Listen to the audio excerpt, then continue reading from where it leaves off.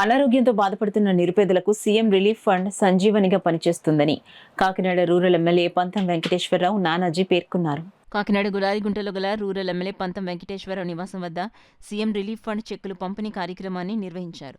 కార్యక్రమంలో భాగంగా కాకినాడ రూరల్ నియోజకవర్గానికి చెందిన 14 మంది లబ్ధిదారులకు సుమారు 14 లక్షల రూపాయల మేరకు చెక్కులు పంపిణీ చేశారు. ఈ సందర్భంగా పంతం నానాజీ మాట్లాడుతూ కూటమి ప్రభుత్వం అధికారంలోకి వచ్చిన తర్వాత నిరుపేదల ఆరోగ్య అవసరాలకు పెద్ద ఎత్తున సీఎం రిలీఫ్ ఫండ్ అందిస్తున్నానన్నారు. ఈ కార్యక్రమంలో కూటమి నాయకులు పుల్ల శ్రీరాములు, లోబాబు, కరెడ్ల గోవిందు, బండారు మురళి, పలువురు పార్టీ నాయకులు, కార్యకర్తలు పాల్గొన్నారు.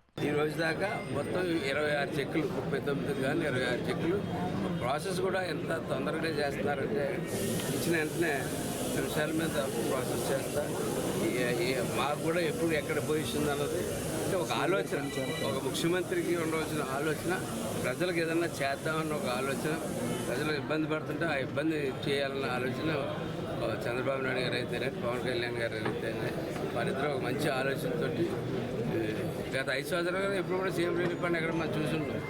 ఇదివరకు పూర్వం కూడా కాంగ్రెస్ పార్టీలో ఉన్నప్పుడు కూడా ముఖ్యమంత్రి వెనకాల ఒక కాగితం పెట్టుకుని సార్ సంతకం పెట్టండి సార్, 1 లక్ష సార్, 1 లక్ష సార్ అని చెప్పి బతిమారుకుంటా వెళ్తూ ఉండేవాళ్ళు.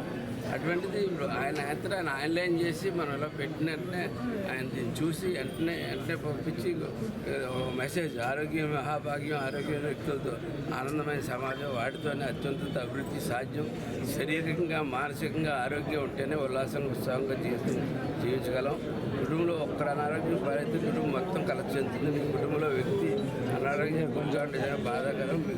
కష్టం ఎదురైనప్పుడు మీ కుటుంబాన్ని పెద్ద కొడుకుగా ఆదుకుంటానని మాట ఇచ్చాను. ఆ మాట ప్రకారం చేస్తానని చెప్పి ఎప్పటికప్పుడు చెక్కులు పంపుతున్న ముఖ్యమంత్రి గారికి ప్రత్యేకంగా ధన్యవాదాలు తెలియజేస్తాను. పవన్ కళ్యాణ్ గారికి ధన్యవాదాలు తెలియజేస్తూ